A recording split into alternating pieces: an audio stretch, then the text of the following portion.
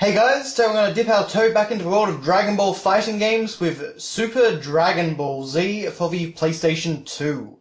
Very aptly named considering the current Dragon Ball Super TV series. But this is a contentious game. I know that from the comments that were left on my unboxing of this game, and in that video I basically said that I didn't like it very much, but because it's basically a very technical fighter. But, you know, it was a good game. People in the comments tended to disagree with that quite significantly. But I also know that from other corners of the Dragon Ball fan community, mainly the people that overlap with the Street Fighter community, basically, they love this game. And that's really about what this is. This is Dragon Ball Street Fighter in 3D. And it's certainly a very unique and interesting game. For quite a few reasons, really. I think, honestly, if you're looking for a proper technical fighter, this is a really top-notch game. Very fun to play, lots of very technical aspects to it, which I am certainly not going to be showing off. But I'd say if you're a Street Fighter fan that likes Dragon Ball, this is probably the game for you. Now, just a nice little intro cutscene here, which showed off a lot of characters. The character roster in Super Dragon Ball Z is honestly one of the most unique in history. Basically, we've got characters like, well, you've got usual Goku and Frieza and Vegeta and Krillin, but you've also got characters like Chi-Chi and Gohan in his outfit from Supreme Kai's planet, and stuff like that. But first of all, I just want to bring attention to this really awesome main menu. Now, it's worth noting that all of the voice acting in this game is in Japanese. There's no English track. It was never actually dubbed, which suits me fine, but I know some people won't like that. But this menu over here is amazing to look at. Look at all the nice little details. We've got all this artwork that's basically taken straight from the manga. In fact, this right here is a manga title page that has just been coloured and redrawn. And I mean, it looks beautiful. So the menus and kind of the attention to detail and reverence for the original work, that stuff is all really good in Dragon Ball Super. Now we're going to actually start off in training mode, just so that I can give you guys a little bit of an idea of how this game works. I imagine a lot of people probably haven't actually seen this game in much detail, but okay, so we won't use a card for this one. You can see actually that we've got a variety of different character outfits and things like that. I'll talk more about that in a little while. But yeah, so we've got interesting characters like Piccolo Daimao, so as I said, Chi-Chi. Majin Vegeta is actually a separate character. We've got a unique version of Mecha Frieza, or Cyborg Frieza, which actually has some special unique weapons and things like that. Vidella's in here. It's a really eclectic roster. So let's go with Chi-Chi, because I think she's kind of interesting. And let's have her fight... Let's have her fight Mecha Frieza. Okay. And what's also really nice is you get these little crossover or transitional cards there, and they're done exactly like the front covers of the original Tankobon release of the Dragon Ball manga. So very cool there. But yeah, so this is actually kind of like it's Street Fighter except in a three-dimensional well, in a three-dimensional room. So I think maybe Street Fighter cross Tekken. But tish. So square punches, as is to be expected. Triangle uses a kind of special, or I think triangle's heavy attack. Circle is jump, and you can see that Chi-Chi actually can use Kinto-Un, and she can fly around. And then, of course, X is block. You've got a dash attack on R1. You've got a heavy dash attack on R2, which can be really effective. You've got a kind of quick step on L2, and you've got your grab on L1. And that's really all there is to it. But then you've got, of course, all these Street Fighter elements. So that, of course, was a Hadouken. And then if we go on to command list, you can see we've got all these really intricate combinations that we can do. And the problem with the way this game is presented is that you can see that it shows them in kind of like these square groups. Now, that really doesn't work very well for a PlayStation 2 controller, when you've got everything on kind of a different angle. So I presume that combination A would probably be square, triangle, triangle, just at a guess. And yes, that does seem to be the case. So you've just got to kind of think a bit more, slightly differently. Okay, so let's try a power pole attack. Okay. Nope, that doesn't quite work. This is the, to be honest, I'm not very good at fighting games. Okay. Oh, I did something there! That's really what all of this is going to be honest, but, Banana Fan? I think that's supposed to be Buncho Fan. The translation in this game is a little bit weird, to be honest. What about Superpower Slugger? Oh, I think that's Superpower Slugger. I don't know. But anyway, so that just gives you a little idea of how the game plays. So I'm going to go back to the main menu, and we're going to try and tackle arcade mode. This is just going to be one straight video. But yeah, there's also Z Survivor mode, so you can win Dragon Balls and stuff like that. But aside from that, that's really all you've got. It's fairly bare bones. The only other thing is customization, and I'll address that, but I don't think we'll probably show it off. And aside from that, you can just summon the dragon. But we will do original arcade mode, and this is basically building up to defeating Cell. Now, what we're going to do is going to use a custom character that I created when I was a child. So you can see actually there we've got, actually, you know, you can see there, for example, we've got Ultimate Gohan and all that, and he's got his sword from when he was a kid, and you know, some fun stuff like that. But we're going to use, okay, let's use Future Josh, as I called it when I was a kid. So I've got different skills equipped. So I've got Cyclone Blast, I've got a Laser Sword, Muscle Geki, Rapid Movement Recovery, all these different things that I've got equipped. Shield Sprint, and Omega Charge. Okay. So I've got some pretty nice little things on there, but the big draw of this game, and the big persistent element, is that you can create your own custom character. So you can choose their costume, the colour of their outfit, and stuff like that. And then you can give them special equipment. So I gave Trunks a laser sword. Lots of cool stuff like that. Oh, that's cool. They even have little unique dialogue. But yes, you can see that I have 588,000 battle power. But yes, there's my laser sword. So we're just going to see if I can actually do arcade mode. It starts off easy and then gets really hard, especially, well, for someone like me anyway. But not doing too badly. I can do like a sword beam like that by doing the Hadouken maneuver. In fact, actually, the reason I probably couldn't do superpowered sluggers with Chi-Chi was probably because of my super gauge. But down the Vegeta goes, and it's just one round and done. So I think this was actually originally an arcade game in Japanese arcades, but I'm not exactly sure about the whole story of that. But I did get a Dragon Ball, and every single match we win does net us a Dragon Ball. So you just need to play through arcade mode once to be able to summon the dragon. Okay, now we're going to King Enma's place. And fighting 17, okay. So, what are the problems with this game? Well actually, no, let me first just say, I really like the game's graphical art style. It's got this really neat cel-shaded look, and it's trying to look as close as possible to the original manga and anime. And honestly, I think it pulls it off really well. I like the environments. There's certainly levels that you don't find in any other Dragon Ball game. Well, this certainly is anyway. But everything's very colourful. I'm afraid I don't actually know how to get down. And this looks really nice. So I do certainly appreciate that about this game. Ah yes, so, Circle. Oh, hey, Chiatsu. Circle actually can be used to fly if you're a character who can fly. Chi-Chi just wasn't one. She had Kinto instead. Let's just actually have a little look at the commands here. So I used Crescent Wave before. Stylish Buster, okay, that looks tricky.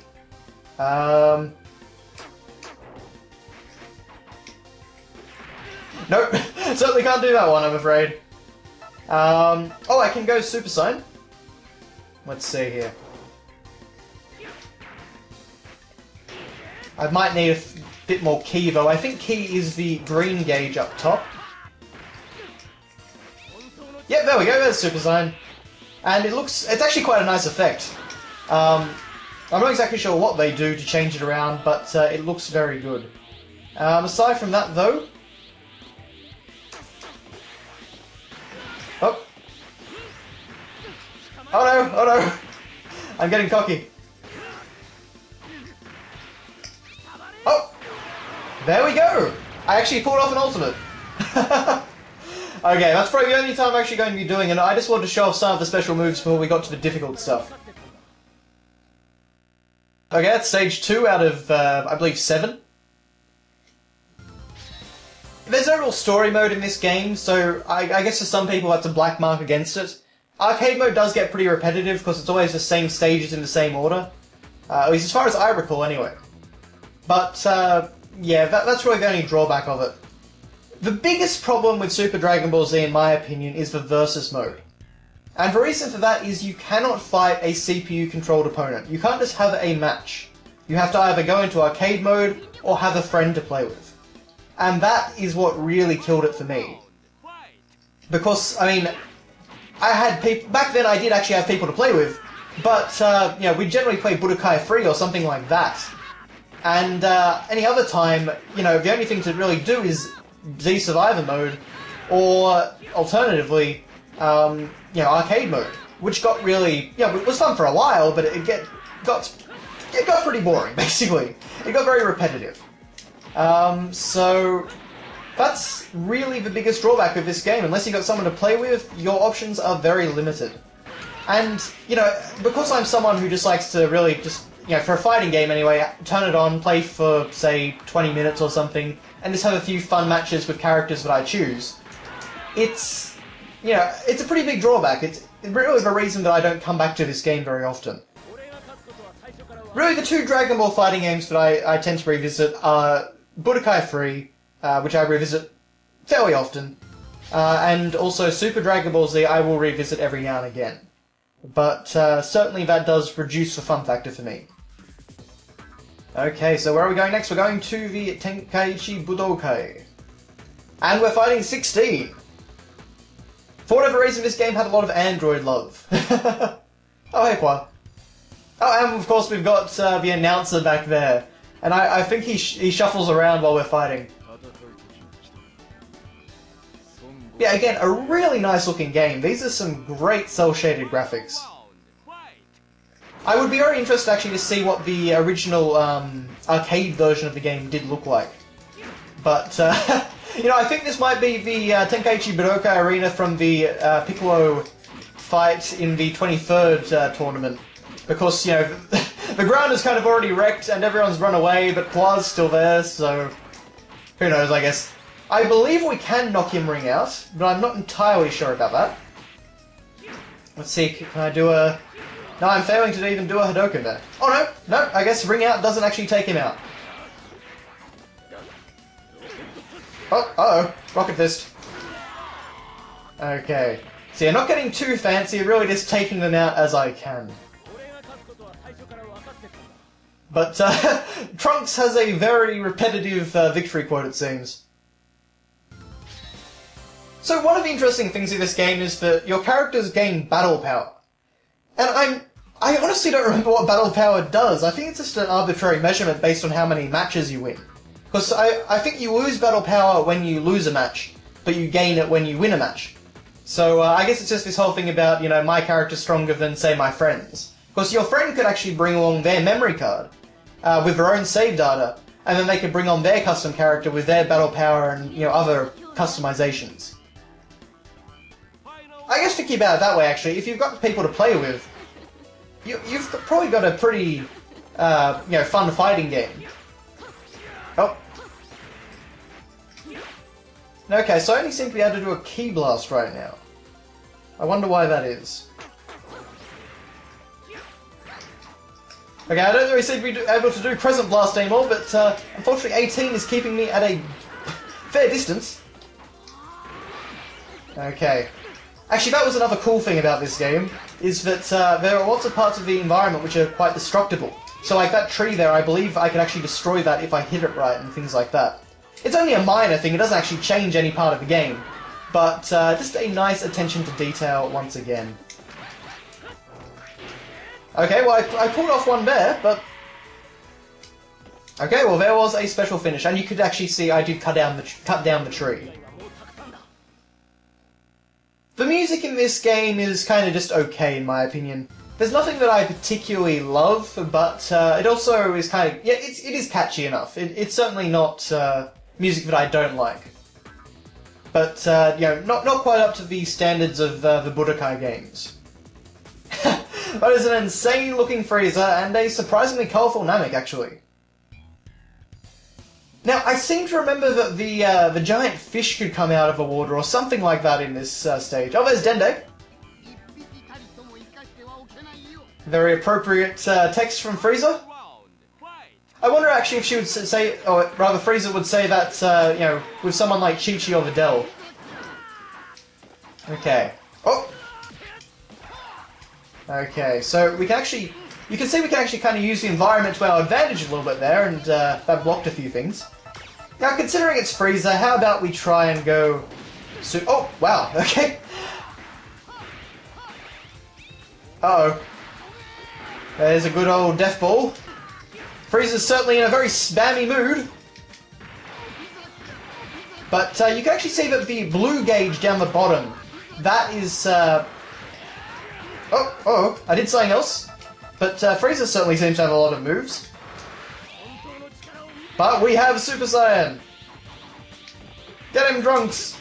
Get him! Fight for everlasting justice! Oh, okay, Super Saiyan does not last for very long. But I do believe it is a fairly reasonable, Oh dear. I was pressing X there, but... Oh, okay, that was a little bit too close for comfort. And this is going to get significantly more difficult in the last, what, 2 rounds, I think? Okay. So, we now have, what, 6 Dragon Balls? Okay, maybe even less then, maybe only 1 more round. And I don't remember if there's 1 more round then Cell or just Cell. Nope, just Cell. Okay. Now for this one, things actually do get a little bit more interesting. So we actually get a nice little cutscene that is pulled directly from partially the manga and partially from anime filler.